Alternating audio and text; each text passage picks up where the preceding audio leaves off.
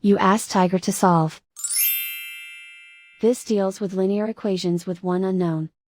The final result is x equals 6. Let's solve it step by step.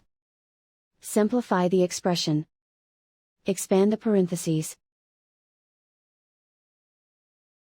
Multiply the coefficients. Simplify the arithmetic.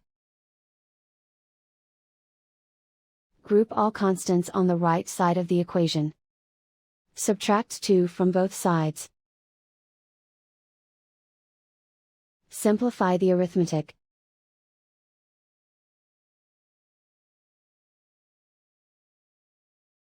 Isolate the x. Divide both sides by 4. Simplify the fraction. Find the greatest common factor of the numerator and denominator. Factor out and cancel the greatest common factor. And so the final result is x equals 6.